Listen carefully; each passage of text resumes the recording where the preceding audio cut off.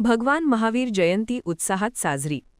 जैन धर्मियांचे 24वे तीर्थंकर भगवान महावीर यांची जयंती जनसेवा संघाच्या वतीने उत्साहात साजरी करण्यात आली। यावेळी शहर परिसरातून सर्व जैन समाज बांधवांच्या वतीने भव्य शोभायात्रा काढून कालिदास कला मंदिर शनिवार नाशिक येथे या शोभायात्रेचे समाप्ती करून उपस्थित मान्यवरांचा जैन सेवा संघाच्या वतीने सत्कार करण्यात आला। तसेच रक्तदान शिबिर, आरोग्य तपासणी शिबिर इत्यादी समाज उपक्रम राबवून अहिंसा प्रमोधर्म तसेच पाणी वाचवा झाडे लावा गोमातेचे रक्षण करा असे समाजहित जोपासणारे संदेश देण्यात आले। याप्रसंगी कुंभमेळा मंत्री गिरीश महाजन, महापौर हिमगौरी आडके आहिरे, उपमहापौर विलास शिंदे, भारतीय जनता पार्टी शहर अध्यक्ष सुनील केदार, नगरसेवक दिनकर अण्णा पाटील यांच्यासह सामाजिक राजकीय क्षेत्रातील मान्यवर मोठ्या संख्येने उपस्थित होते। हा उत्सव व्यवस्थितरित्या पार पाडण्यासाठी जनसेवा संघ नाशिक या सर्वांचे सहकार्य लाभले असून प्रसंगी भारतीय जनता पक्षाच्या पदाधिकारी सोनल कासलीवल दगडे यांच्या वतीने अधिक माहिती देण्यात आली। संविधान न्यूज नेटवर्क चॅनलसाठी विशेष प्रतिनिधी अनिल केदारे। नमस्कार, जय जिनेंद्र। मी सोनल कासलीवाल दगडे। मी जितोची उपाध्यक्ष आहे। त्याचप्रमाणे जैन संघटना ज्या आमच्या आहेत वेगवेगळ्या त्या सर्वच संस्थांमध्ये काम करते। तसंच गजपंथाची ट्रस्टी आहे, निमाची को चेअरपर्सन आहे क्लस्टरची, त्याचप्रमाणे महाराष्ट्र चेंबरची गव्हर्निंग काउन्सिल मेंबर आहे आणि अनेक वेगवेगळ्या संस्थांमध्ये काम करतेच।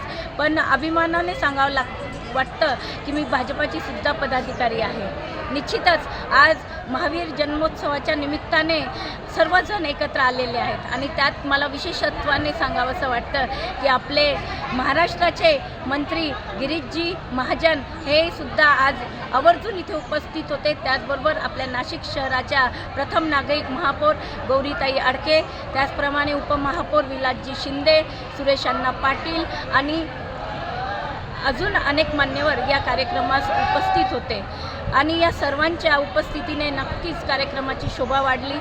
जैन धर्म हा नेहमी सांगत आलेला आहे तो म्हणजे अहिंसा। अहिंसा ही किती महत्त्वाची आहे। आज आपण जगाच्या पाठीवर बघतो आहोत की सर्वत्र युद्धाचं वातावरण आहे, युद्ध चालू आहे, परंतु हे युद्ध कुठेतरी थांबलं पाहिजे, शांतता पसरली पाहिजे।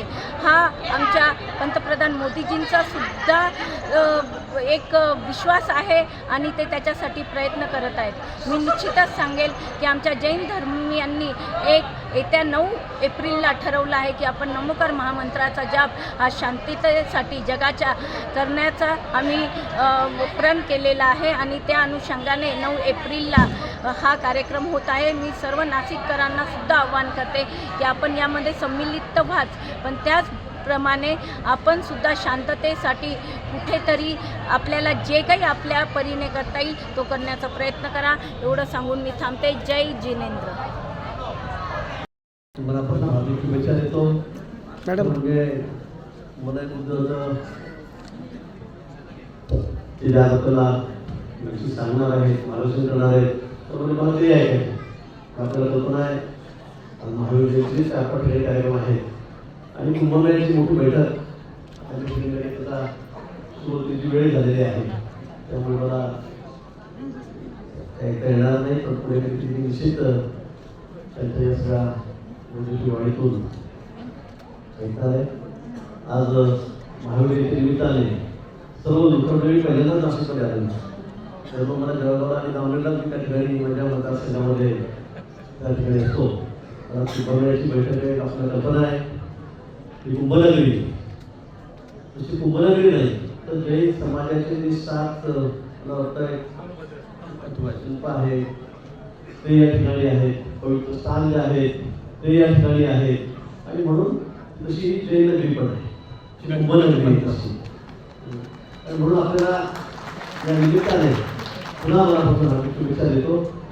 भगवान महावीरांनी जो शांतीचा मार्ग दाखवला आहे, यशाचा मार्ग दाखवलेला आहे, समतेचा मार्ग दाखवला आहे, त्या मार्गाने आपण जातो आणि म्हणून आपण आज सुखी आहोत। जगामध्ये आपण बघतायत काय चाललेलं आहे, कशा पद्धतीने युद्ध भेटलेलं आहे, जगाच्या तिसऱ्या माहितीच्या वाटेवर चाललेलं आहे की काय अशी परिस्थिती निर्माण झालेली आहे। पण आपण भगवान महावीर असतील, गौतम बुद्ध असतील त्यांच्या शांतीच्या मार्गाने चाललेलो आहोत आणि म्हणून आपण इतकं सुखी आणि समाधानी आनंदी या ठिकाणी आहोत। निश्चित मार्ग मान्य करावा लागेल आणि भगवान महावीरांनी जो मार्ग दाखवलेला आहे त्या मार्गाने आपल्याला पुढे जावं लागणार. म्हणून या निमित्ताने सर्वांना, सर्वसकल जैन समाजाला, सर्वांना, नुसतं जैन समाजाला, सर्व समाजांना, कारण महावीर स्वामी दाखवला मार्ग की फक्त समाजासाठी नव्हता, जिओ और जिने दो सगळ्यांसाठी होता. आणि म्हणून आपल्या सर्वांना पुन्हा मनापासून खूप खूप शुभेच्छा देतो. महाराष्ट्रांना नमन करतो. धन्यवाद. जय हिंद, जय महाराष्ट्र, जय जिनेंद्र.